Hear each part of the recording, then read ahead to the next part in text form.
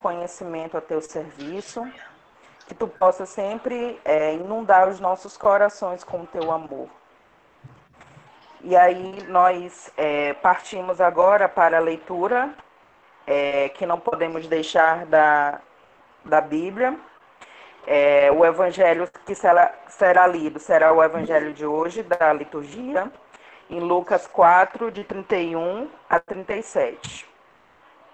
Então, proclamação do evangelho de Jesus segundo Lucas. Glória a vós, Senhor. Naquele tempo, Jesus desceu a Cafarnaum, cidade da Galileia, e aos sábados os ensinava, e ficavam maravilhados com seus ensinamentos, pois ele falava com autoridade. Havia na sinagoga um homem possuído pelo espírito de um demônio impuro. Ele se pôs a gritar forte: Ah, o que queres de nós, Jesus de Nazaré? Vieste para nos destruir? Eu sei quem tu és, o Santo de Deus. Jesus o repreendeu, dizendo: Cale-se e saia dele. O demônio o atirou por terra no meio deles e saiu dele sem lhe fazer mal. O espanto tomou conta de todos e comentavam entre si: Que palavra é essa? Com autoridade e poder, ele dá ordem aos espíritos impuros e eles saem. E sua fama se espalhava por todo lugar da redondeza. Palavra da salvação. Glória a vós, Senhor. Então, diante dessa palavra em que Jesus está ensinando, e de repente ele expulsa o demônio, nós podemos estar fazendo um paralelo a um mês que a gente vai viver neste mês de setembro, a Bíblia, né? Quando ele fala, que palavra é essa? Com autoridade e poder, ele dá ordem aos espíritos impuros e eles saem. A partir do momento que a gente se apropria da palavra, que a gente conhece a palavra, conhece os ensinamentos de Jesus, a gente consegue, a gente consegue, a gente consegue, como eu posso dizer, estar tomando posse de uma palavra para diante de qualquer dificuldade, diante de qualquer tribulação, a gente tem ali a palavra de Deus junto da gente. Então, mesmo que venham as dificuldades, as tribulações, mas a gente conhecendo a nossa Bíblia, conhecendo a nossa fé, os ensinamentos e a palavra de Deus, ele é tão forte que a gente pode sim superar essas dificuldades, essas tribulações. Como Jesus ele teve autoridade, poder para dar ordem aos espíritos impuros para que eles saíssem.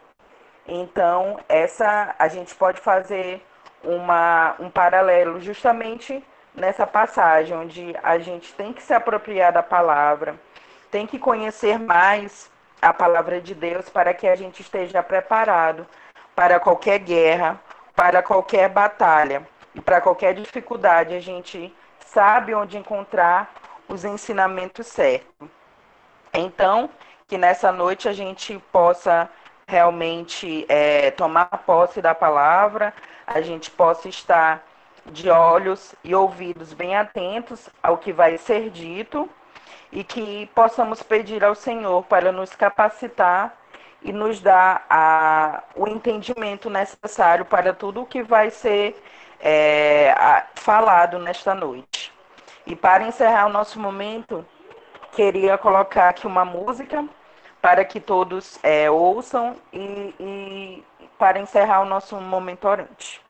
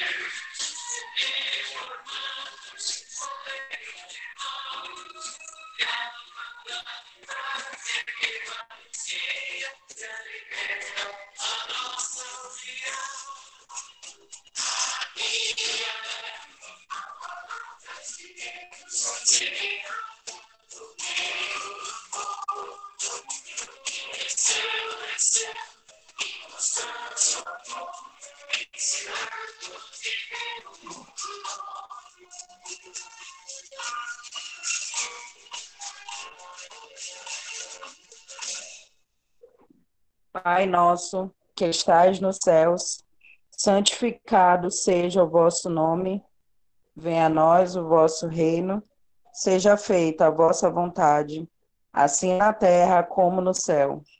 O pão nosso de cada dia nos dai hoje, perdoai-nos as nossas ofensas, assim como nós perdoamos a quem nos tem ofendido. E não nos deixeis cair em tentação, mas livrai-nos do mal. Amém. Ave Maria, cheia de graça, o Senhor é convosco. Bendita sois vós entre as mulheres, bendito é o fruto do vosso ventre, Jesus. Santa Maria, Mãe de Deus, rogai por nós, pecadores, agora e na hora de nossa morte. Amém. Permaneceremos reunidos em nome de um Deus que é Pai, Filho e Espírito Santo. Amém.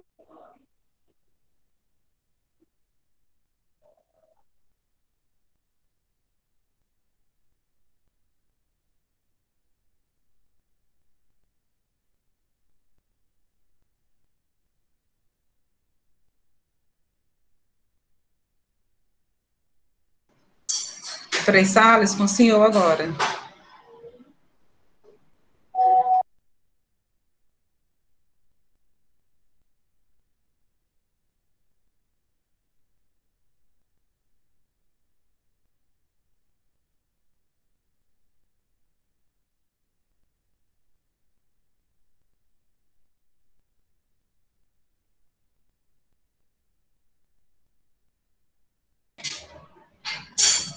Frei Salles?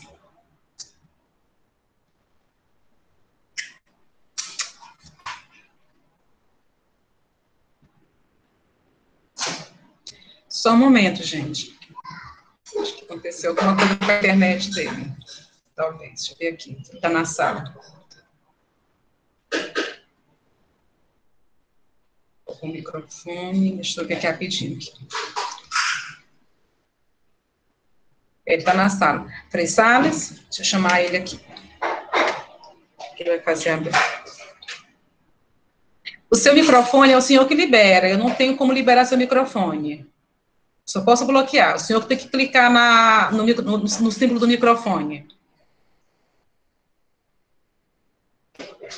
Tá vermelho, né? Deve estar vermelho, trancado. Então, eu preciso só desbloquear bem aí. Conseguiu? Dá não.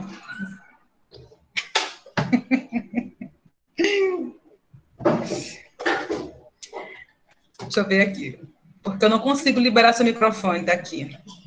Só consigo bloquear.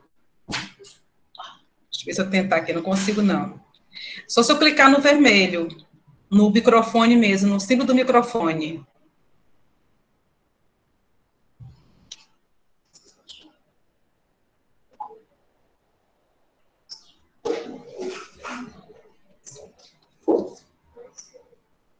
Ele acha que ele não está conseguindo, gente. Provavelmente é assim mesmo. Né? Coisas à distância é assim. Ele não vai estar conseguindo.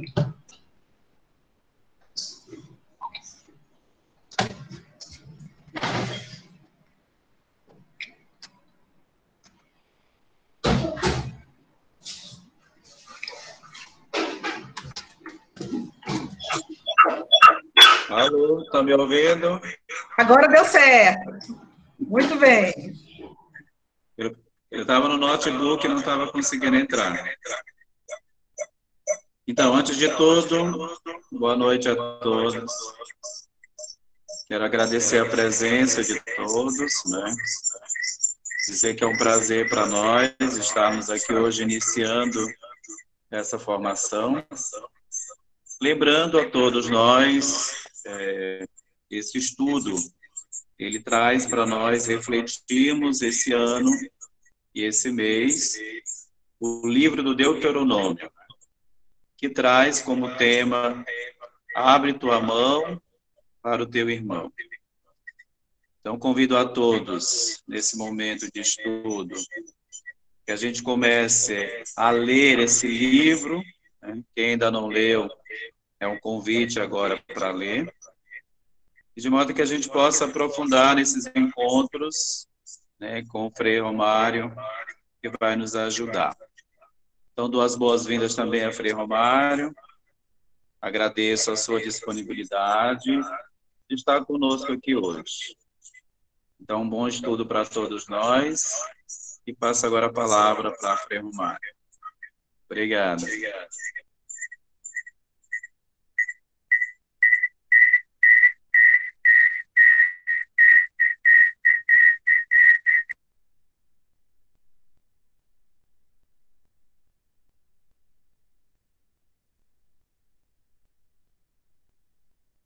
Todos estão me escutando?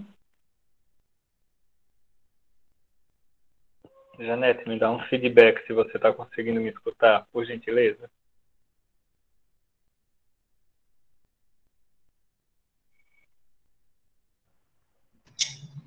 Estamos sim. Ok. Boa noite a todos. É quando alguém pede para entrar e trava. É uma grande alegria estar com vocês aqui na noite de hoje, né? Infelizmente não podemos estar juntos, mas a tecnologia nos possibilita esse encontro, né, nos momentos de hoje. E agradeço o convite desde já ao Frei Salles, à paróquia, né, que depositou em mim uma confiança muito grande, por sinal, de poder instruir a todos vocês durante este mês, nesse pequeno estudo das Sagradas Escrituras, digamos assim, para que nossa fé seja ainda mais fortalecida, né?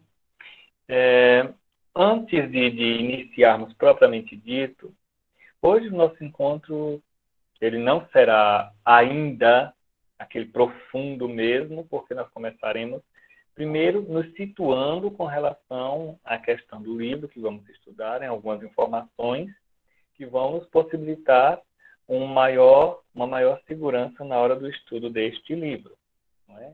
Então, hoje nós teremos esse encontro mais de conhecimento um pouco do livro em si, de algumas informações básicas, né? Então, não será ainda aquele encontro profundo dos temas que nós elencamos para o nosso estudo. No entanto, a partir do próximo encontro nosso, nós já abordaremos o primeiro tema de maneira incisiva e profunda, para que possamos, assim, adentrar ainda mais no texto sagrado, nas Sagradas Escrituras. Nós sabemos que a Sagrada Escritura ela é uma compilação de livros, não é? Ela é uma compilação de livros e que nós chamamos tanto de textos sagrados, Sagradas Escrituras ou Sagradas Escrituras, ou mesmo Bíblia, não é? E dentro desta grande obra literária, escrita através dos séculos, sendo escrita pela mão do homem e inspirada por Deus, nós possuímos uma divisão, ou seja, uma organização interna que, de certa maneira, facilita o nosso estudo sobre a mesma. Trata-se da canonização dos livros da Bíblia. O termo canonização ele não é só utilizado na questão dos santos, não é? Ele também é utilizado dentro do âmbito religioso, também nas Sagradas Escrituras, como uma forma de organização e compilação dos livros que pertencem àquela obra, não é que no caso são as Sagradas Escrituras, ou mesmo, como nós chamamos popularmente, a Bíblia. E é interessante que este termo canonização ele foi usado, né, pela primeira vez já, né, na Páscoa, com a Carta da Páscoa do ano de 367 por Santo Atanásio. Né? Eu preparei aqui um roteiro onde eu estou seguindo, e junto com este roteiro aqui, nós também vamos nos basear no roteiro de estudo da CNBB. Né? Então, quem não pôde providenciar até hoje vai ter ainda mais um pouco, mais uma semana mais ou menos, para poder providenciar o seu roteiro. Né? E dentro desta organização das Sagradas Escrituras, os livros eles se dividem da seguinte forma. Nós temos o Pentateuco, quem puder anotar isso e quiser, claro, pode anotar, porque vai servir na hora tanto do estudo como também na compreensão destes textos, principalmente quando tiverem ligações diretas com o Evangelho. Então, nós temos o Pentateuco, os livros históricos, os sapienciais e os proféticos. Nós temos essas 4 divisões dentro do Antigo Testamento da Sagrada Escritura, onde os livros eles estão situados. E que Jesus vai se utilizar um pouco dessa questão, que facilitará a localização de tais livros, em que Jesus cita muitas vezes no Novo Testamento. Então, é o Pentateuco, os livros históricos, os sapienciais e os proféticos. Ok? Esse primeiro termo que utilizamos, chamado de Pentateuco, são justamente os 5 primeiros livros da Sagrada Escritura, que são Gênesis, Êxodo, Levítico, Números e, claro, aquele que encerra o Pentateuco, que é o livro que vamos estudar, que é o Deuteronômio. Não é? Agora, este conjunto de 5 livros que nós temos no Antigo Testamento, ele recebe o nome dado pelos judeus de lei ou Torá. Não é? Então, quando se fala, por exemplo, da questão da lei ou da Torá dos judeus, são justamente esse conjunto de 5 livros que iniciam a Sagrada Escritura, a qual chamamos de Pentateuco, e aí nós vamos entender a questão da etimologia da palavra Pentateuco, não é? Justamente quando se trata de 5 livros, quando se fala de penta do grego 5, né? Já foi uma denominação mais puxada para o texto grego da edição dos 70, que é Sagradas Escrituras, no texto grego, né? Nós temos o texto original do Antigo Testamento, que é a Septuaginta, escrito em hebraico. Né? Nós temos a edição dos 70, aliás, não Septuaginta, é o texto maçorético, escrito em hebraico, mil desculpas. Nós temos o texto em grego, que é a Septuaginta ou edição dos 70, não é? E neste texto nós vemos essa divisão do Pentateuco. Agora, cabe uma coisa. Essa questão da lei, da denominação, referindo a este livro, como por exemplo, né, quando vocês pegam aquela parte do Eclesiastes, há uma lei. Há uma lei. E quando se fala dessa lei, no livro do Eclesiástico, na parte principal, na parte que começa no prefácio, ele está se referindo ao Pentateuco. Da mesma maneira, quando se fala do Novo Testamento, por exemplo, Jesus vai se referir ao Pentateuco várias vezes e eu posso dar alguns exemplos. Por exemplo, quem puder achar Mateus capítulo 5, versículo 17. Procure, por gentileza. Mateus capítulo 5, versículo 17. Por favor, quando encontrar, algum de vós me diga amém. Somente isto. Mateus, capítulo 5, versículo 17, por exemplo.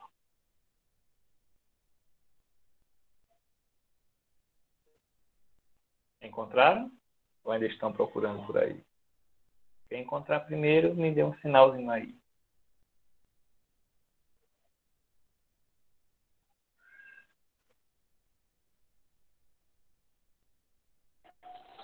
Amém.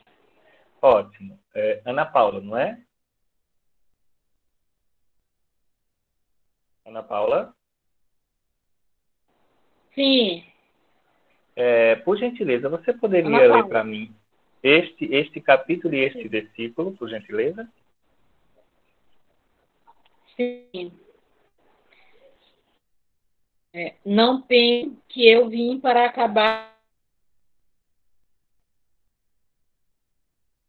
com o profeta, acabar com eles, mas para dar o seu sentido completo. Eu não entendi, o microfone cortou. Por gentileza, você pode repetir para mim? Não pensem que eu vim para acabar com a lei de Moisés ou com os ensinamentos dos profetas. Não vim para acabar com eles, mas para dar o seu sentido completo. Exatamente, exatamente. Então, nós vemos aí, quando Jesus fala aqui já em outra tradução, não penseis que vim destruir a lei e os profetas. Eu não vim para anular, mas para cumprir. Ele justamente está se referindo ao Pentateuco. Não é? Ao Pentateuco. E uma coisa semelhante nós também veremos em Lucas, capítulo 10, versículo 26. Este não precisa procurar. No capítulo 10, versículo 26, quando ele diz, em Lucas 10, 26, ao que Jesus lhe propôs. 2 pontos. O que está escrito na lei? Como tu a interpretas? Então, várias vezes Jesus vai perguntar o que está escrito na lei. O que está escrito nas Escrituras. Então, isto ele vai estar se referindo diretamente ao Pentateuco, a esses 5 primeiros livros que nós falamos agora há pouco, dentre os quais está o Deuteronômio. Muitas coisas que ele vai falar com relação ao Deuteronômio. E nós ainda não entramos nele, vamos entrar. E quando ele pergunta como tu a interpretas, é uma pergunta muito importante para todos nós que queremos ler a Bíblia, meditar a Bíblia, entender a Bíblia. Porque muitas vezes nós queremos, inclusive, confundir o texto da Sagrada Escritura. E fazemos perguntas onde nós vemos que já estão escritas as respostas. Não é? Às vezes nós perguntamos, por que na Bíblia diz isso, isso e isso? Aí você pode dizer, leia o que está escrito. Completo. O que é que está escrito, isso e isso. Então é isso que deve ser feito. Às vezes nós queremos colocar na Sagrada Escritura uma compreensão que não parte muitas vezes do Espírito. E quando nós não nos abrimos à presença do Espírito Santo, isso se torna impossível. Porque nós estaremos fazendo da Sagrada Escritura um objeto de interpretação somente minha, de acordo com o meu interesse. Isto é o que acontece, por exemplo, com muitos evangélicos. Alguns chegam a transformar o texto, modificar o texto para que o texto sirva somente para o seu interesse particular e que através disso ele possa alcançar o que ele planeja, o que ele tem de objetivo. E isso não é muito agradável. A Sagrada Escritura ela pode ser uma faca de 2 gumes, não esqueçamos disso. Uma arma muito perigosa na mão de quem não sabe usar ou de quem tem pretensões ambiciosas gravíssimas contra algo ou alguém, e pode levar a consequências também gravíssimas contra algo ou alguém. Tenhamos cuidado nisto, não é? Agora, interessante, esse termo lei, ele não se aplica somente à parte legislativa. Entendam isto, não se aplica somente à parte legislativa. Tem alguns escritos no Novo Testamento que falam sobre isso. Por exemplo, em Marcos 12, 26, quando diz, não precisa procurar, quando eu for para procurar, eu vou dizer lá direitinho, e aí eu dou tempo para procurar. Porque como a gente já começou um pouquinho à frente, por conta de alguns probleminhas que houve, não é que não são lá grandes problemas que vêm atrapalhar nossos encontros, mas são coisas técnicas que acontecem em todas as transmissões. Né? Então, isso é normal. Em Marcos 12, 26, vai dizer, a respeito da ressurreição dos mortos, ainda não tendes lido o livro de Moisés? E muito se fala. Agora há pouco, nossa amiga Ana Paula leu, na primeira inscriçãozinha de Marcos 5,17, que Jesus falava da lei ou do livro de Moisés. Já em outras traduções, não vem escrito o livro de Moisés. Já em Lucas 20, 37, quanto aos mortos ressuscitarem, Moisés ao mostrou no relato da sarça, no momento em que ele se refere ao Senhor como Deus de Abraão. Então, aqui nós temos dois textos que não são ligados à questão legislativa do Deuteronômio, mas eles também são ligados à questão de orientação e explicação do Deuteronômio.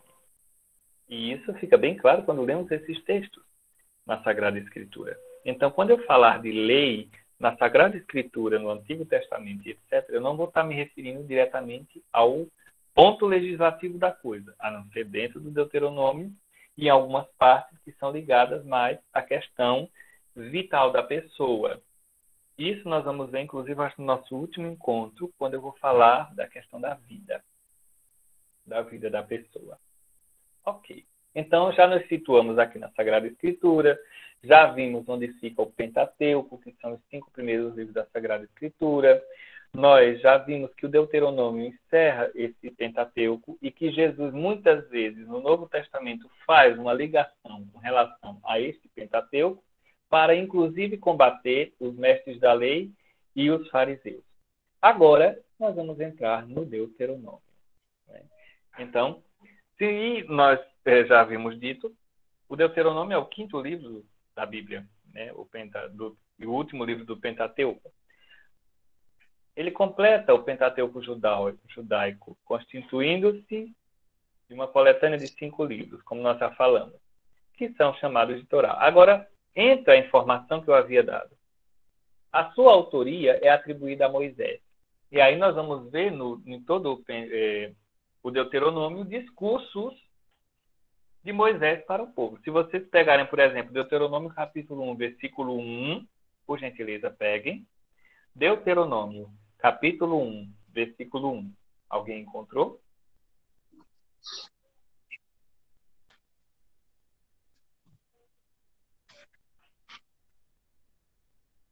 Deuteronômio capítulo 1, versículo 1. Alguém encontrou?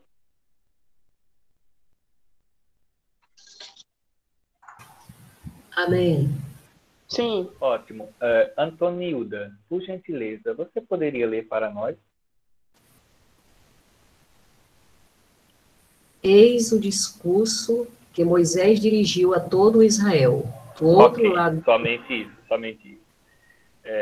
Eu creio que nas Bíblias de vocês... Obrigado, Antonilda. Eu creio que nas Bíblias de vocês também estão escritas isso, não é? Em algumas traduções está dizendo: estas são as palavras transmitidas por Moisés a todo o povo de Israel no deserto. Em outras traduções já dizem: são estas as palavras que Moisés falou a todo o povo, da além do Jordão no deserto, na Arabada, enfim. E de acordo com a tradução bíblica que você está utilizando, nós vamos ver essa questão da autoria. Então, de início, nós já sabemos que nos é apontado o autor Moisés. Ok? Agora, sabe lembrar uma coisa? Né? Quando se fala do título do livro, nós estamos falando de uma palavra de tradução bíblica derivada do grego. Né? Então, Deuteronômio, ela deriva do grego. E quando nós temos do grego proto, deutero, trito, e etc., e assim vai, que no caso aqui, na lei em grego, nomia, ou nomos, não é? Então nós temos aqui um termo que significa segunda lei. Segunda lei, mais ou menos baseada justamente no capítulo 17, versículo 18, que diz: quando ascender ao trono do seu reino, mandará escrever um rolo para o seu estudo pessoal, uma cópia da Torá, da lei, aquilo que nós falávamos agora há pouco, que está aos cuidados dos sacerdotes levitas. Nós vimos em Êxodo, quem leu, claro, em Êxodo 18, mais ou menos, se eu não me engano, a questão do decálogo, ou seja, os 10 mandamentos, quando Deus institui aquelas leis para o segmento do povo e orientação do povo, não é? E, diante disso, serão acrescentadas algumas coisas. Para nós termos ideia, por exemplo, para os judeus, nós temos os 10 mandamentos, mas os judeus seguem 613 mandamentos. É muito mandamento. E eles sabem desses mandamentos, a maioria de cor. Eles já crescem aprendendo esses mandamentos de cor, né, para que saibam de cor. Então, a criança que é filho de judeu e etc., vai saber disso aqui direitinho. E é justamente baseado nesses mandamentos que muitos vão querer confrontar Jesus, tanto na sinagoga como em seus ensinamentos e milagres no momento que ele estiver exercendo seu ministério entre o povo. Né? Então, trata-se de um livro que ele é profundo em suas orientações e, digamos assim, um tanto complexo, para quem não entender bem essas orientações. E ele tem uma estrutura todo particular, o Deuteronômio. Não é? O Deuteronômio tem uma estrutura todo particular porque ele trata não só de leis civis, mas também de leis religiosas. Você pode conferir depois no capítulo 12 do Deuteronômio, você pode conferir no capítulo 15 de Deuteronômio, que se tratam não só de leis civis, como de também leis religiosas. E isso é acoplado a um conjunto que vai ser adotado já no reinado de Josias e de Ezequias para a unificação, isso aqui nós vamos ver mais à frente, a unificação do reino, uma vez que o reino fora dividido. Que existe o reino do norte e o reino do sul. E daqui a pouco nós chegaremos na reforma de Josias para ver isso aí. O microfone está sempre atrapalhando. Eu não entendi. É o meu?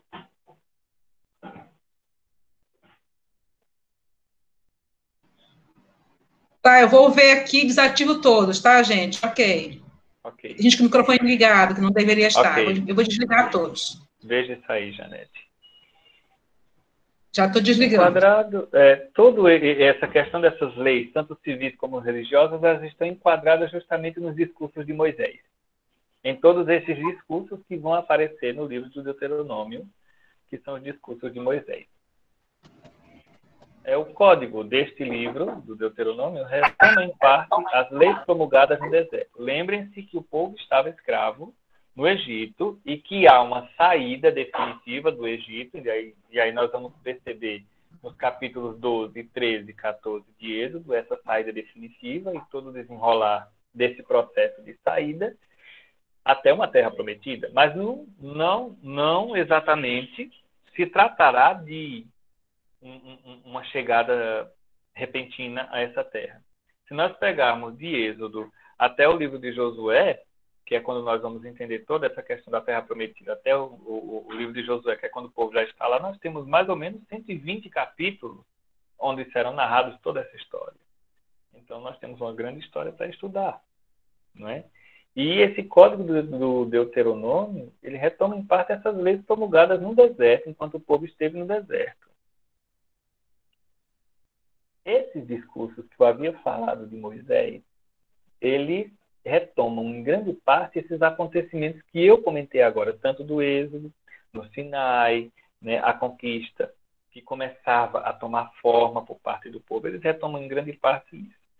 E eles vão salientar, de maneira bem profunda, um sentido religioso, que sublinham o alcance da lei e exortam a fidelidade a Deus. Lembre-se que quando, logo no começo, Moisés sobe ao monte, que recebe as tábuas da lei, que desce, e viu que o povo fez um bezerro de ouro, isso em Êxodo 18, Moisés fica bravo, ele quebra as tábuas da lei. Ele fica bravo com aquilo ali, rompe-se uma aliança. Mas Deus, misericordioso, em sua infinita bondade e misericórdia, vai e refaz essa aliança com Moisés, refazendo assim aquele decálogo que agora o povo vai ter acesso ao mesmo. Não é? Agora, essa segunda aliança feita com Moisés, nessa hora, Moisés representa todo Israel. Era ele que tinha o contato direto com Deus. E essa aliança ela já é feita na entrada da terra prometida, mais especificamente em Moab. Nós vamos ver essa cidade muito citada em Salmos. não é? E ela fica justamente na entrada da Terra Prometida, bem próximo. Olha, quando vocês tiverem uma pergunta ou qualquer coisa, vocês só ligam o microfone de vocês e pedem só um momentinho, tá certo? Porque eu estou indo aqui abordando o assunto até terminar aqui, né? Qualquer coisa, qualquer dúvida, vocês dizem que a gente deve dar uma paradinha só, ok? Agora, este livro que nós temos em mãos neste momento, que acredito eu que todos vocês estão com a Bíblia na mão vendo este livro, ele também forma uma das partes mais antigas da Bíblia a ser considerada canônica. Uma narrativa para o povo de Deus. Então, assim, é aquele processo de organização que eu falei para vocês há pouco tempo atrás, não é? Uma organização dos livros que entram na Sagrada Escritura e dos livros que não entram na Sagrada Escritura. E nós temos, por exemplo, a questão dos apócrifos, que eles não entram na Sagrada Escritura, no cânon que nós temos hoje, dos livros, né? Que isso aí a gente pode abordar em outro momento. E este Deuteronômio, este livro do Deuteronômio foi o mais antigo, né? E o último a ser reconhecido para conter-se neste período do Pentateuco, não é? Agora, com relação aos objetivos deste livro, uma das principais preocupação ele tem várias, mas uma das principais preocupações deste autor é justamente fazer uma ligação entre o decálogo, ou seja, os 10 mandamentos. Toda vez que eu citar a palavra decálogo, eu vou estar me referindo aos 10 mandamentos, ok? Ele vai estar, um dos principais objetivos é justamente esse, fazer uma ligação entre o decálogo e essas leis deuteronomistas. Os 613 mandamentos que vão se dividir em todo o livro, juntamente com essas orientações civis e religiosas. Isso nós vamos ver em todo o Deuteronômio, né? E, de certa maneira, quando se é escrito essas palavras do Deuteronômio, é dada ênfase à autoridade suprema nesse sentido de Moisés. Por quê? Porque naquele momento Moisés é a pessoa que está à frente do povo e ele é a ponte que liga o povo a Deus no sentido do diálogo. É um intermediador entre Deus e o seu povo. Ele é escolhido, ele é um instrumento nas mãos de Deus para que o povo veja as maravilhas de Deus em sua vida. E, de certa maneira, aqui cabe lembrar que Moisés possui uma autoridade que não vem dos homens. Não foi dada pelos homens a autoridade de Moisés, mas lhe foi dada pelo próprio Deus. Isso você pode conferir depois, por exemplo, em Êxodo capítulo 3. No capítulo 1 e 2, nós temos uma transição que parte do livro de Gênesis, né, daquela questão toda da família de José, que parte para o Egito, onde vai ser formado o povo hebreu ali, e daquele povo hebreu que vai se multiplicando, que vai causando uma certa preocupação ao faraó. Moisés está naquele meio ali, isso já aquela história toda. E ele vai, no capítulo 3, receber a missão de Deus de libertar o povo, uma vez que Deus faz questão, e aí está escrito, o autor fez questão de destacar, que Deus ouviu o clamor do seu povo. Então, o povo clamava a Deus. E isso serve para nós também. Não pensemos nós que Deus não nos ouve. Quando nós rezamos, quando nós pedimos, Deus nos ouve. Agora, cabe a nós entender que o tempo de Deus não é o nosso. E que Ele sabe todas as coisas. Então, o que nos resta, diante das situações em que clamamos a Deus, é ter fé. Ter fé e ver as maravilhas de Deus acontecerem em nossa vida mediante a fé que temos nele.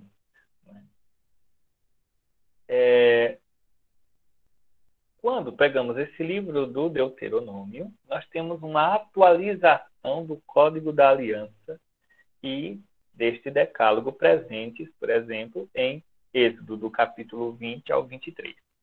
Quem quiser ver essa questão mais aprofundadamente, pega o capítulo 20 ao 23 de Êxodo e você vai conseguir ver isso aí. Trata-se de uma atualização deste decálogo, dessas 10 orientações que Deus passa ao seu povo. Né? E esse processo de atualização, ele vai facilitar a compreensão ainda mais com relação às leis, tanto dos 10 mandamentos como com relação ao Código da Aliança. Uma delas é, por exemplo, o grande pedido que está contido no capítulo 3, no capítulo 6, que nós vamos estudar mais à frente, o famoso Shema Israel. Não é? Shema do hebraico, escuta, e aí é um pedido do próprio Deus, um mandamento do próprio Deus, não é? Onde ele vai dizer ao povo, só existe um Senhor, e este Senhor é o Deus de Israel, o teu Deus. Na Sagrada Escritura nós temos duas bases, dois alicerces, um alicerce no Antigo Testamento e um alicerce no Novo Testamento. O do Antigo Testamento, que vai alicerçar todo o escrito e etc., nós encontramos justamente em Deuteronômio capítulo 6, versículo 4, que é justamente este Shema Israel, Adonai Eloheinu, Adonai Echad. E na parte do Novo Testamento, no Evangelho de São João, no capítulo 1, não é? Versículo, se bem não me engano, é o 18, eu tenho que confirmar depois, onde nós temos a questão do Verbo se fez carne que habitou entre nós. Não é o 18, mas é um desses versículos. Estou tentando lembrar agora. Não é? Agora, o povo do tempo do autor, ele precisava passar pela conversão. Não esqueçamos que aquele povo de Israel não era um povo santinho, não, preparado. O povo do tempo do autor, ele era um povo meio danado, não é? Meio espreguiçado, como se diz na minha terra, não é? E para se começar essa vida nova, ele precisava passar por essa conversão, inclusive tendo como objetivo a fidelidade a Deus na questão dos mandamentos. Isso é muito importante. Né? Então, nós vamos ver todo esse contexto dentro do Deuteronômio.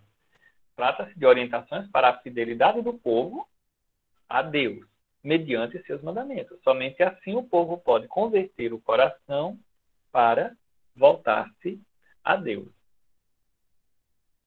Aqui, nesse período, nós vamos ter que trazer presente a questão do exílio da Babilônia, certo? Porque nós sabemos, ou alguns sabem, quem fez algum curso bíblico comigo no ano de 2017, né, eu falei sobre o exílio da Babilônia, muitos de vocês fizeram. O exílio, o pós-exílio, nós tratamos disso. E nós sabemos que foi um período de muito sofrimento para o povo. O povo foi arrancado da sua terra e foi transferido para outra terra. Aqui eu não vou me aprofundar muito nesse tema, porque senão já vai ser outro curso. Mas ele foi tirado, né, e ele sofreu muito com isso. E uma das perguntas diante do sofrimento era: por que isto aconteceu conosco? Por que isto aconteceu conosco? E a resposta vai se dar justamente pelo que nós já suspeitamos, pela infidelidade do povo. Todas as vezes que o povo ousou ser infiel com o Senhor, a quem esteve sempre com ele, ou esqueceu de sua aliança, Deus fez questão de lembrar. Isso, eu não sei se cabe aqui, mas enfim, pode ter acontecido também nessa questão desse novo vírus, não sei, né, para ver se o povo voltava mais seu olhar para o Senhor. Alguns interpretam assim, mas naquele tempo existiu isso. E o livro do Deuteronômio, por sinal muito conhecido naquela época, já por seu escrito e seu ensinamento, uma vez que as tradições eram passadas de geração em geração, não pelo modo escrito somente, mas pelo modo falado. Eles não tinham essa capacidade tão grande que temos hoje de multiplicar os textos. Eles não tinham gráficas naquele tempo. Então, era passado de pai para filho as orientações e o filho tinha que aprender. Quem participou da lei judaica aí na vossa paróquia sabe bem como é que funciona a coisa mediante aquele ritual. Não é? E ele aponta, de certa maneira, o livro, um ideal de vida. Agora, uma vida plena e abençoada dentro da terra prometida, desde que a observância dos mandamentos seja cumprida. Ou seja, o temor e o serviço ao Senhor Deus devem estar no coração de cada um. Então, é um dos objetivos do livro, do autor do livro, colocar esse sentimento no coração daquele que quer seguir o Senhor. E ele mostra de maneira profunda esse livro, como o povo deve comportar-se na nova terra. O povo chegou à terra prometida e agora ele vai mostrar como ele deve se comportar na nova terra, estando num contexto em que a identidade e a religiosidade, de certa maneira, tinha se perdido um pouco. É aquilo que eu falava agora há pouco. A identidade do povo de Israel é baseada em duas coisas, e isso vale até hoje. Ela é baseada no culto e na lei. Então, você pode perceber que onde tem um judeu na face da terra, ele tem os horários, naquele momento, ele tem que cumprir o culto direitinho, aquela coisa, e muito preso à questão das leis do Antigo Testamento. E você vai ver isso com mais ênfase quando Jesus, por exemplo, no episódio daquela mulher prostituta que vem até Jesus. Eles sabem a lei de cor. Né? E em tantos momentos que eles tentam pegar Jesus para tentar desmoralizá-lo, confundi-lo, etc., eles sabem a lei de cor, mas Jesus também sabe, até porque Jesus é a própria palavra viva que habita em meio a nós. Não é? E uma vez que quem está em contato com a palavra, também está em contato com Jesus. Nós vimos segunda-feira, eu não sei se foi segunda-feira, semana passada caiu a leitura do Evangelho que falava da questão de Natanael. De Natanael. E nós vimos que Jesus, ele quando se aproxima de Natanael, diz: eu já te conhecia. Depois que Natanael conversa com ele, no primeiro diálogo, Jesus já diz: eu já te conhecia quando estavas embaixo da figueira. E quando Natanael estava embaixo da figueira, ele estava justamente lendo as Sagradas Escrituras. E Jesus, naquele momento, estava penetrando no coração dele. Então, isso para nós já é uma luz, de certa maneira, porque todas as vezes que lemos a Sagrada Escritura, o texto sagrado, com o coração e com a fé, sem ser algo mecânico, Deus está falando a nós diretamente ao coração, está vendo tudo que está passando em nosso ser. E ali ele indica os caminhos que devemos seguir. Né? Agora, o último ponto aqui, com relação à composição do livro, nós temos aqui, eu dividi ele em 3 etapas, que são bem claras, para que nós possamos entender. Uma primeira etapa, ele foi composto na reforma de Ezequias. Não é? Quando Ezequias está fazendo a reforma, ele descobre um pergaminho. E esse pergaminho é o que vai ter do capítulo 12 ao capítulo 26 do livro. Ou seja, do 1 ao 11 e do 26 até o 32, mais ou menos, se eu bem não me engano, serão acréscimos que virão depois. O centro do livro está neste capítulo, de 12 a 26, onde nós teremos uma segunda parte composta no exílio da Babilônia, que é o momento que eu acabei de falar para vocês, não é? E uma terceira parte composta já no retorno do exílio, na questão da reforma de Esdras e Neemias. Não é? Então, nós vamos perceber claramente essas questões deuteronômicas nesses 3 estágios da sua composição. Então, no período de Ezequias, a primeira, a segunda no exílio da Babilônia e a terceira na reforma de Esdras e Neemias. Esta parte aqui você também vai ter uma maior claridade de informações quando você pegar o texto base da CNBB, deste mês da Bíblia agora, e você vai olhar justamente na introdução do nosso assunto. Né? De certa maneira, esse escrito apresenta-se como uma pregação, que tem como conteúdo a lei e a história pregada. Isso aí nós falamos agora há pouco. Né? E este livro, ele é aquela questão do discurso de Moisés, mas de um discurso de despedida. Moisés vai morrer. Ele não vai entrar na Terra Prometida. Ele guia até um certo ponto, quando já está próximo, quem assume é Josué. Então, ele não vai entrar na Terra Prometida. Ele vai morrer antes, mas vai deixar uma série de discursos, que esses discursos serão passados de geração em geração para o povo, e este povo, por si, ele vai ter a necessidade de escrever, arquivar, para que isso permaneça por gerações e gerações. Isso mais ainda no exílio, quando tudo que ele tinha foi perdido, foi queimado por conta do exílio, e quando eles estão exilados, eles vão ter essa necessidade de escrever aquilo que seus antepassados já falavam com relação às tradições e aquilo que Deus teria feito, não é, com as grandes maravilhas com relação ao povo. Agora, a origem desse movimento deuteronomista, ele vai estar justamente na questão dos levitas. Não é? Os levitas que têm uma certa origem nisso.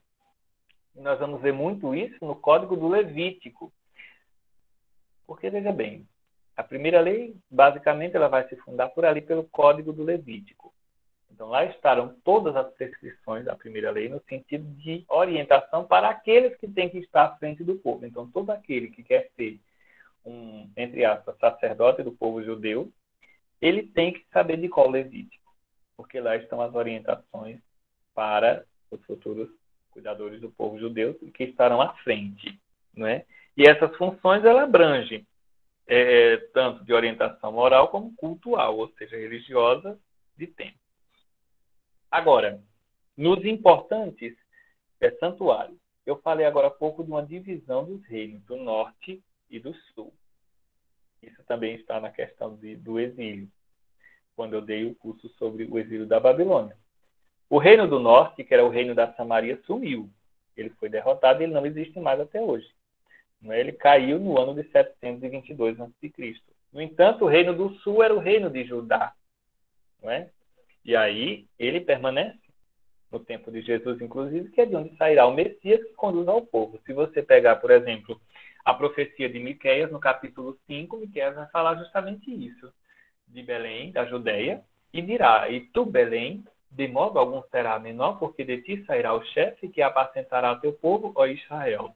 Então nós teremos um certo olhar do Senhor para este lugar de onde sairá o Messias. Agora, quando nós chegamos no reinado de Ezequias, por volta do século 8, começo do século 7 a.C., nós vemos a primeira parte já composta das leis deuteronomistas, não é? Foi justamente aquilo que eu falei para vocês do capítulo 12 ao 26. E Ezequias, ele empreendeu uma grande reforma religiosa. Então, nós estamos em um contexto de reforma, onde o reino está se formando, e agora o povo está se organizando. Aquele povo que saiu do Egito, ele vai estar se organizando com leis próprias que poderão orientar e organizar a sua vida naquela terra, como eu falei agora há pouco. Não é? E essa reforma de Ezequias, ela será uma reforma político-religiosa. Ele vai fazer mais ou menos aquilo que Santo Agostinho fez, em basear a Sagrada Escritura na construção de uma cidade santa, uma cidade de Deus, como foi Santo Agostinho, por exemplo, na elaboração do seu livro. Aqui também será elaborado toda uma arquitetura, digamos assim, de um novo governo mediante a Sagrada Escritura, baseando-se nessas leis, não é? E na reunificação desse reino que havia sido separado, e aqui nós vamos ter uma revalorização das tradições religiosas e sapienciais, ou seja, dos livros de sabedoria, como Salmos, Provérbios, Sabedoria, Eclesiástico, Livro dos Cânticos. Você pode, por exemplo, ver no livro do Provérbios 25, capítulo 5. Aqui eu já estou chegando no final, viu, gente? Já está nas últimas linhas aqui. Na outra etapa de composição, que é a segunda, que ela ocorre no exílio da Babilônia, quando o reino ele cai, o reino do sul, não é? E o povo é exilado. Mas aí o povo depois volta para o reino do sul, que tem como capital Jerusalém, não é? E nessa etapa, aqui nós vemos a reforma de Ezequias no primeiro, e nessa etapa do exílio da Babilônia, nós vamos ter mais um pedaço do Deuteronômio composto, né, neste período. E a última etapa da composição do Deuteronômio ocorreu em meio à reforma de Esdras e Neemias, como eu falei agora há pouco, onde são dados os últimos retoques a fim de inseri-lo no conjunto do Pentateuco já, né? Dessa maneira, eles conseguem dar esses últimos retoques inspirados por Deus e conseguem concluir o livro da maneira como nós conhecemos, e assim se consegue inseri-lo, não é? Ou seja, completá-lo e inseri-lo no cânon bíblico do Pentateuco. Agora, os acréscimos da última composição foi o Deuteronômio, capítulo 31, do 14, não é? Em diante. Também do capítulo 32, do 48 ao 52, e o capítulo 34.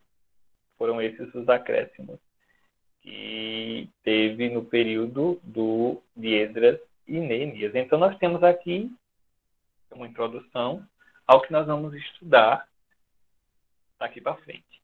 Então, este é o livro do Deuteronômio, composto assim, desta maneira, para que nós possamos entender bem e, assim, assimilar as leis e orientações que estarão lá de acordo com aquela escala que eu passei para vocês. Então, mais ou menos neste sentido. Muita informação?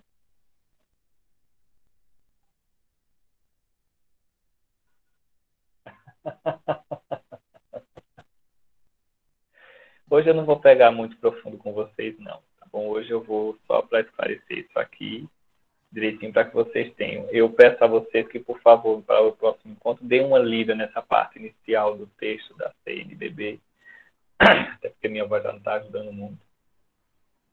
Dei dei uma lida no texto da CNBB, nessa parte inicial da composição dos objetivos do livro, para poder pegar bem enxuto esta parte, porque aqui eu vou abordar alguns pontos. Vou jogando para vocês. E peço que já se preparem para a próxima leitura. Inclusive, tenham cuidado com uma coisa. Quando forem ler as introduções que tem nos livros da Bíblia, cuidado com as traduções que se usam, viu? Porque, às vezes, as introduções que vêm de acordo com cada Bíblia, elas vêm diferentes com as informações. Né? Então, algumas não bater bem e outras, elas podem ser exatas. Tá bom? Janete, você ativou o seu microfone. Você quer falar alguma coisa?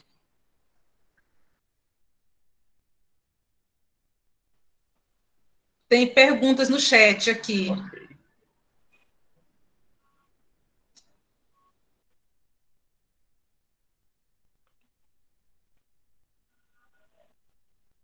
Você vai fazer as perguntas.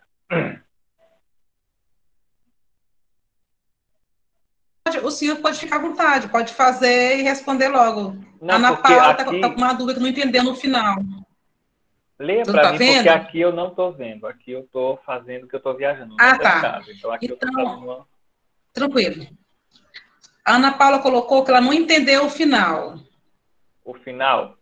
Então, Da sua fala. o final, nós falamos da composição do livro e nós falamos das 3 etapas. Não é? A etapa de Ezequias, onde ele fez uma reforma para unificar os reinos que haviam sido divididos, não é? Que essa parte você vai ver bem lá no texto base da CNBB, e que houve um acréscimo, aquilo que ele tinha encontrado nesta reforma, que foi um pergaminho antigo, que é justamente o pergaminho que hoje estava escrito, que hoje nós temos do capítulo 12 ao 26 do Deuteronômio. E houve alguns acréscimos a isso, tá certo? Depois nós temos a segunda etapa de composição, que é a questão do exílio da Babilônia, onde vai ser composto um certo complemento para aquele livro, de algumas coisas, uma vez que as tradições eram passadas, né?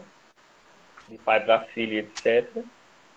E a última etapa de composição que ocorre na reforma de Esdras e Neemias, que é os capítulos que eu citei agora há pouco, onde eles vão acabar de formular o Deuteronômio, e assim ele será inserido com estes acréscimos no Pentateuco, como legislação e como Torá.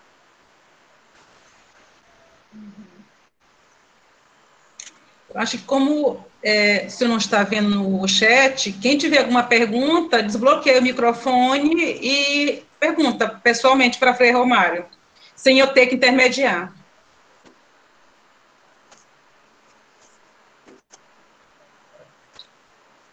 Tem uma pergunta aqui. Quer falar? Quem colocou?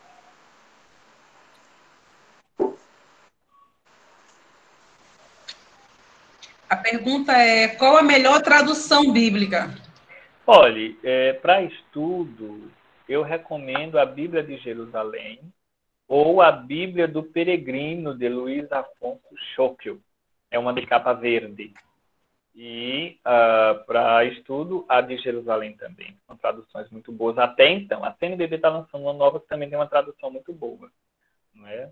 Mas essas eu indico mais para estudo, porque nós temos Bíblias para estudo, nós temos traduções para reuniões de movimentos pastorais, como é o caso da Bíblia Pastoral, e tem algumas que eu não uso muito, que é o caso da Ave Maria, que eu não me agrado muito. Enfim.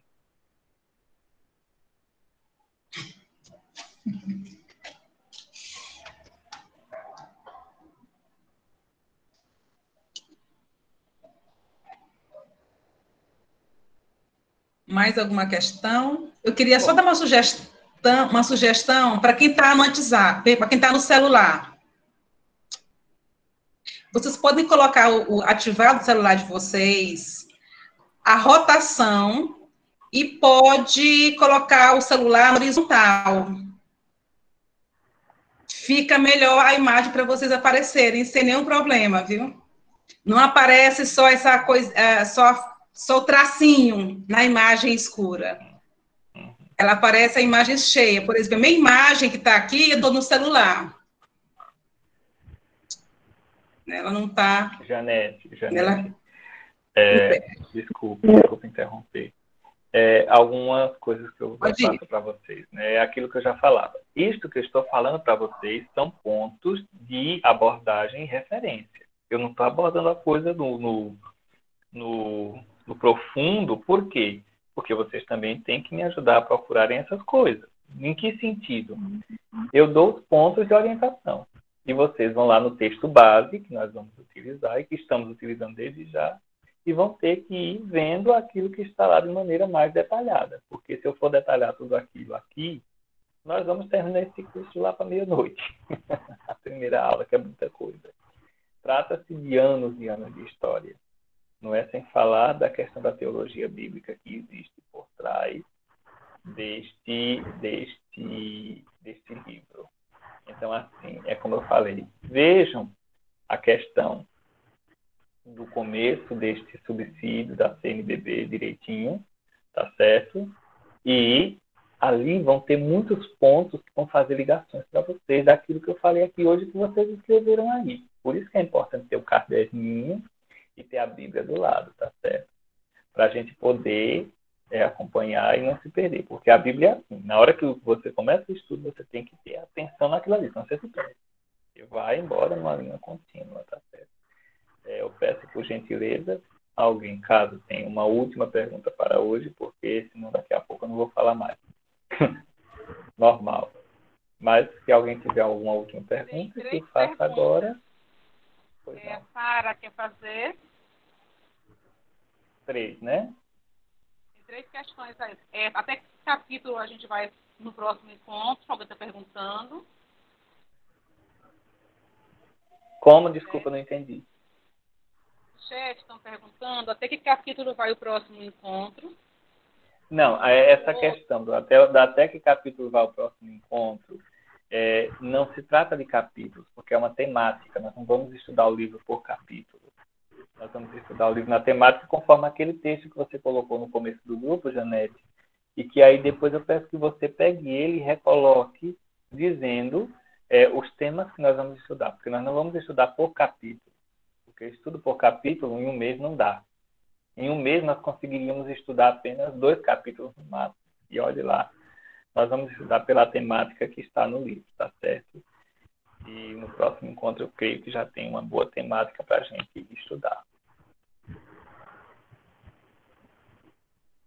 Mas aí, para o próximo encontro, leiam essa parte que eu dei hoje, e aí, de acordo com os próximos encontros, eu vou falando das temáticas direitinho, nós vamos estudando direitinho. Mas, por hora, peguem isto. Primeiro, a composição do livro, o objetivo do livro, senão nós não vamos entender o que estaremos fazendo depois. Tá bom? Janete, você desligou o microfone, eu não estou ouvindo. Tá. A outra questão que está colocada aqui é porque o senhor não gosta da Bíblia Ave Maria. Né? Isso é Não, colocado no isso chat. aí não é questão de não gostar. Isso não é questão de não gostar, é questão de tradução. Né? Nós temos várias traduções e a gente que estuda mais a Bíblia, etc., a gente vê que existem algumas coisas que não batem. Né? Então, não é questão de não gostar só por não gostar, é a tradução da Bíblia que me ajuda muito. Mas isso não impede que você tenha, não. Pode ter. Depois, no decorrer do curso, eu vou explicando muito sobre essas questões, dessas traduções, partindo da língua original para a nossa língua. Tá bom? E a terceira e última pergunta. Nesses encontros, conseguiremos finalizar o Deuteronômio? Sim, na temática, sim. As temáticas nós vamos conseguir ir mais ou menos até o fim do Deuteronômio. Mas aí, para quem desejar fazer um estudo mais detalhado sobre capítulo por capítulo do Deuteronômio, então vai ter que começar bem direitinho desde o prólogo, que é aquilo que a gente leu aqui do Cor de Moisés, e tentar entender esta parte que antecedeu o Deuteronômio, ou seja, Êxodo, Levíticos e Números, para poder entender o Deuteronômio. É um processo que o povo passou até chegar ao fim do Deuteronômio. Mas no nosso caso, nós vamos tentar fazer essas ligações de acordo com aquela programação que a gente já tinha feito, porque, gente, só são 4 encontros. 4 encontros não dá para muita coisa, não. A gente passa um semestre ou um ano estudando o livro e mesmo assim não consegue muita coisa como a gente gostaria. A gente tem que se aprofundar depois mais e mais, né? São 4 encontros que a gente vai conseguir. Mas, se formos, digamos assim, sedentos e pesquisarmos e lermos todo aquilo que nós queremos, nós vamos conseguir entender muita coisa. Isso já dá uma luz muito grande para a nossa caminhada no estudo do livro. Tá bom? Tem só 2 observações aqui, né? Se eu colocar no grupo, né? Não dá para colocar no grupo, coloque aqui as que tem tradução boa para estudo, pois ele não anotou, por eu repetir quais que são boas para estudo, a tradução. Bíblia de Jerusalém ou a edição, a Bíblia do Peregrino, de Luiz Afonso Schock. A Janete vai colocar no grupo isso aí, depois ela põe no grupo para vocês. É fácil. Tá certo, acho que não tem mais questões aqui agora, mas não, nem observação. Bom, então por hoje é só. Eu não vou pegar muito no pé de vocês hoje, não. Por hoje é só. Vejam essa questão introdutória da CNBB e etc. Do texto que nós vamos utilizar lá tem muito pormenor, que a gente não colocou aqui nos pontos, né, mas que vão te ajudar a entender. E no nosso próximo encontro nós vamos ter já um aprofundamento no primeiro tema, que, se eu bem não me engano, é o Decálogo, os 10 mandamentos. Nós já vamos falar sobre isso, se eu bem não me engano. Ok? Então, eu agradeço a vocês que estiveram comigo hoje. Agora a Janete vai ficar com vocês para dar continuidade, dando os avisos e as orientações que devem ser dadas, tanto paroquial como a nível de estudo por parte do grupo. Então, assim, eu quero só lembrar...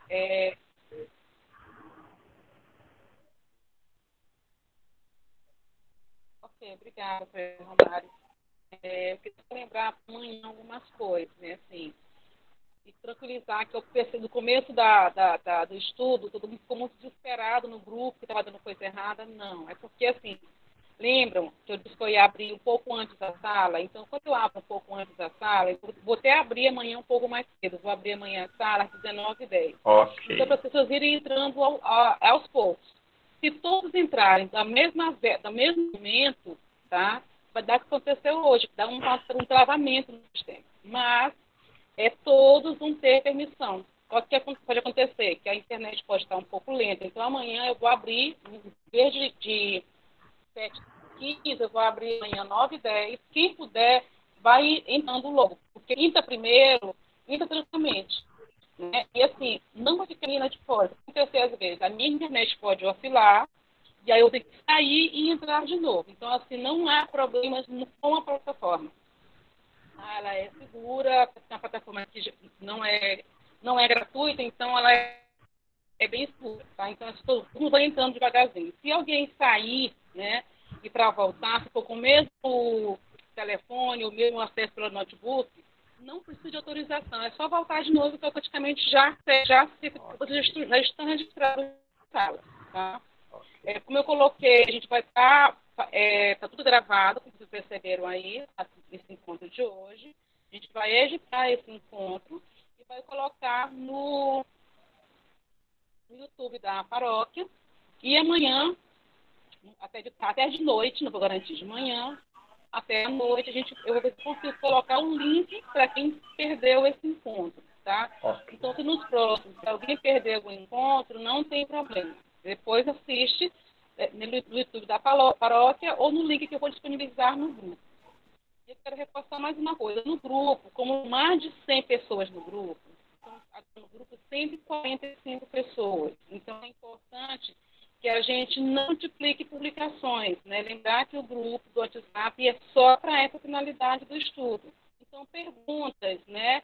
Questões são ligadas ao estudo. Nada de bom dia, boa tarde, boa noite, mensagem, outras coisas, porque termina ficando muito conteúdo e a gente termina perdendo o foco do estudo. Então, eu queria a contribuição de vocês nesse sentido, para a gente não ter que fechar de novo o grupo. O grupo ficar aberto, né? Mas não ter que fechar o grupo. E aí, a gente pode... Não, mas em relação aos grupos, nós vamos deixar aberto. Depois, se alguém tem alguma dúvida, pode postar. O Frei Romário está no grupo. Se ele quiser responder, ele responde. Tá? Mas, assim, é só a gente policiar e não fazer publicações sem a ver com a temática. Não dá para a gente fazer isso. Se não der, a gente bloqueia de novo o grupo. Não tem problema. Ok. Então, obrigado por Pois passar tá bom, então. agora. Né? Vou passar para vocês aí e a gente se vê próxima semana. Uma boa noite a todos. Deus abençoe vocês, meus Espera aí, Frei Romário. Calma um pouquinho. Então, assim, vou passar para a Frei Salles agora, nos dá a bênção, né? E boa noite a todos e até os próximos encontros. Frei Salles com a palavra.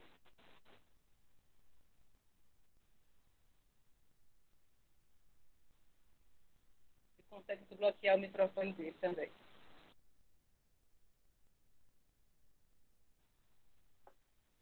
Frei Salles?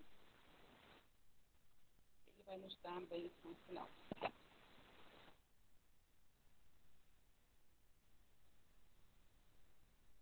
Esperem só um instante.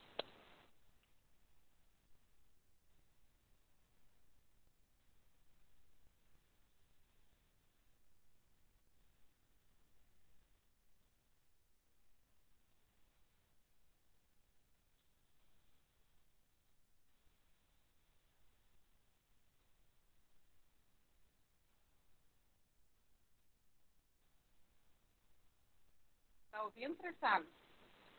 Ele caiu? Deixa eu ver aqui. Não está nos ouvindo. Ele caiu. O Frei Romário está na casa ainda. Está aqui, o Frei Salles voltou. Pronto. Esperar que ele... Alô? Pronto. Estamos te ouvindo. Estão me ouvindo? Estamos. Tá, porque eu estava no notebook e não estava conseguindo ativar o microfone do notebook. Antes da bênção, agradecer a Frei Romário por estar conosco, agradecer a todos que participaram desse primeiro encontro. E aí, assim, diante de algumas inquietações, é bom a gente lembrar que esse é um estudo introdutório, né? Assim, a intenção da CNBB é criar em nós esse desejo de conhecer mais a palavra de Deus. Então, nós não vamos ter a profundidade de um estudo bíblico como a gente gostaria, mas já é um incentivo. E aí, reforço mais uma vez que é importante a gente ler o documento da CNBB, que traz como estudo esse tema e esse livro, e também uma leitura do livro de Deuteronômio, porque assim a gente tem um contato maior também com o texto bíblico, né? E sem essa preocupação da gente ter que aprofundar bastante. Aí é algo que cada um depois, individualmente, vai aprofundando. Mas é importante nós buscarmos, né, beber nessa fonte que é a palavra de Deus. Então, vamos agradecer a presença de todos, né, e pedir ao Senhor que nos abençoe, que nos conduza nesse estudo, nessa reflexão. E vamos receber agora a bênção. O Senhor esteja convosco. Vos abençoe o Deus Todo-Poderoso, Pai, Filho e Espírito Santo. Amém. Bendigamos ao Senhor, demos graças a Deus. Que Deus abençoe a todos nós e uma boa noite. Obrigado.